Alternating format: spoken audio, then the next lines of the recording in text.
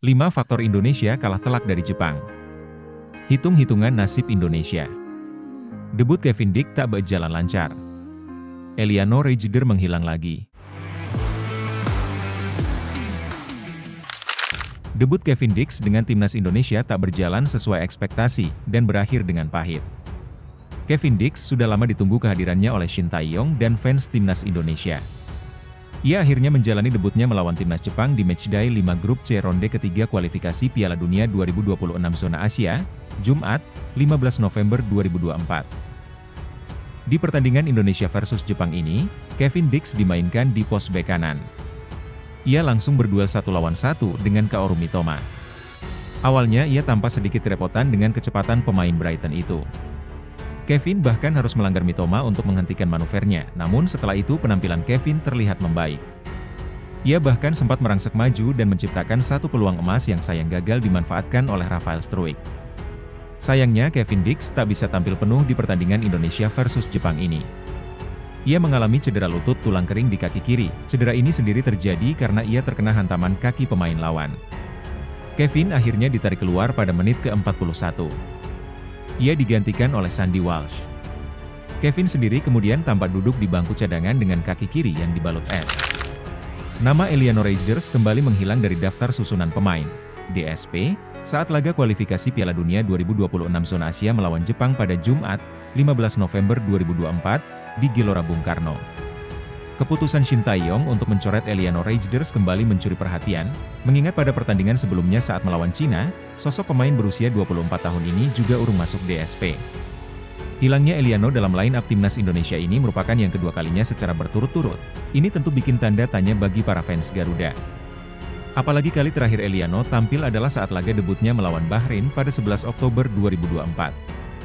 Adik dari Tijani Reijer ini bermain selama 45 menit setelah menggantikan Sandy Walsh di babak kedua. Sayangnya laga tersebut berakhir imbang 2-2 akibat gol kontroversial di menit terakhir di Bahrain National Stadium. Kekalahan ini membuat Indonesia menyandang status juru kunci klasemen grup C. Skuad Garuda baru mendapat 3 poin dari 5 laga.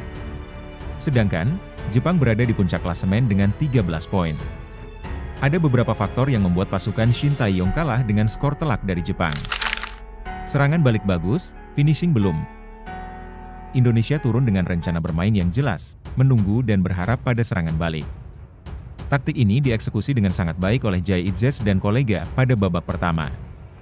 Pemain Indonesia banyak melepas umpan di belakang garis pertahanan Jepang, akan tetapi masih di luar area kotak penalti. Ragnar Oratmangoen dan Rafael Struijk beberapa kali menerimanya dengan baik. Keduanya mampu menembus pertahanan Jepang dan punya peluang. Sayangnya, eksekusi atau finishing Indonesia belum sempurna. Indonesia juga sering kekurangan jumlah pemain di dalam kotak penalti. Dampak nyata cedera Kevin Dix. Debut Kevin Dix berjalan sangat berat. Dia dimainkan sebagai wingback kanan dan dapat tugas menjaga Kaoru Mitoma. Tugas yang tidak mudah bagi bek berusia 28 tahun itu. Sebelum ditarik keluar pada menit ke-41, Kevin Dix mengalami 2 benturan yang membuatnya terkapar. Nah, benturan kedua membuatnya mengalami cedera dan harus diganti. Ada jeda antara Kevin Dix cedera dan diganti. Saat itu, Indonesia bermain dengan 10 orang. Pada momen itu, ada celah di sisi kanan pertahanan Indonesia dan dari situ Mitoma mengirim umpan untuk gol Takumi Minamino. Taktik jitu Jepang mencari celah. Indonesia bertahan dengan sangat rapat pada awal laga. Kevin Dix dan Kelvin Verdong sangat disiplin dan membuat Indonesia punya 5 pemain di sekitar kotak penalti. Jepang kesulitan mencari celah. Namun, setelah menit ke-20, Jepang punya cara untuk menembus pertahanan Indonesia. Daichi Kamada acap kali turun ke tengah dan memancing Rizky Ridho keluar dari garis pertahanan. Selain itu, Minamino juga banyak bergerak di area antara bek dan gelandang Indonesia. Ada ruang kosong yang di depan kotak penalti Indonesia dan itu mampu dieksploitasi Jepang pada 10 menit terakhir babak pertama. Kedalaman skuad dan keunggulan individu Jepang. Jepang bukan hanya cerdik pada aspek taktik, akan tetapi individu. Keunggulan individu ini membuat taktik yang disiapkan Hajime Moriyasu bisa dieksekusi para pemain Jepang dengan baik. Faktor kedalaman skuad juga membuat Jepang tampil stabil sepanjang laga. Yukinari Sugawara, yang masuk lapangan pada menit ke-62, mencetak gol pada menit ke-69. Pemain pengganti Jepang punya level yang sama dengan pemain inti. Pantas dijuluki Raja Asia. Indonesia perlu asas situasi bola mati. Selain lewat serangan balik, Indonesia juga punya beberapa peluang lewat skema lain. Indonesia punya beberapa tendangan bebas di lokasi yang strategis. Indonesia juga punya 4 sepak sudut. Hanya saja, Indonesia belum memaksimalkan situasi tersebut. Skema bola mati yang dijalankan Indonesia belum menciptakan situasi berbahaya. Faktor ini bisa diperbaiki Indonesia untuk laga-laga ke depan. Sejatinya, Indonesia punya eksekutor bola mati yang bagus pada diri Tom Haye dan Nathan Choyaon. Hanya saja, perlu ada skema yang lebih rapi agar bisa berujung pada terciptanya gol. Hitung-hitungan timnas Indonesia lolos Piala Dunia 2026 setelah kalah 0-4 dari Jepang di matchday kelima grup C kualifikasi Piala Dunia 2026 zona Asia. Kekalahan ini membuat timnas Indonesia tertahan di posisi juru kunci dengan 3 poin. Timnas Indonesia terpaut 10 angka dari Jepang di puncak klasemen yang mengoleksi 13 poin dari 5 pertandingan. Namun, timnas Indonesia hanya terpaut 3 angka dari Australia di posisi 2, atau batas akhir tim yang lolos otomatis ke Piala Dunia 2026. Karena itu, timnas Indonesia masih berpeluang lolos ke Piala Dunia 2026, terlebih winger FC Utrecht Ularomeni akan membela skuad Garuda per Maret 2025. Nantinya, timnas Indonesia mesti memenangkan 3 laga kandang sisa saat bersua Arab Saudi, 19 November 2024, Bahrain, 25 Maret 2025, dan Cina, 5 Juni 2025.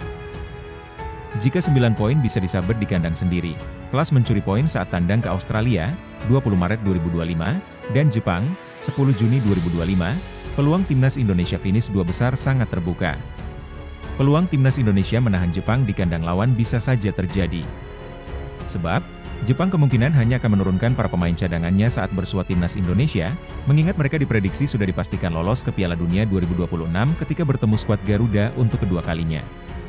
Sekalipun timnas Indonesia tidak mengemas 11 angka di 5 laga sisa, skuad Garuda masih bisa mengintip peluang lolos ke babak keempat kualifikasi Piala Dunia 2026 zona Asia.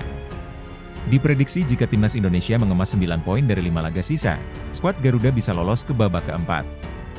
Selanjutnya, timnas Indonesia akan menjamu Arab Saudi di matchday ke-6 grup C kualifikasi Piala Dunia 2026 zona Asia pada Selasa, 19 November 2024 pukul 19 waktu Indonesia Barat.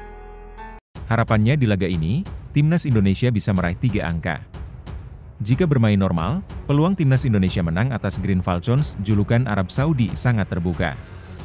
Terlebih di matchday pertama grup C, timnas Indonesia sempat menahan Arab Saudi 1-1 di kandang lawan.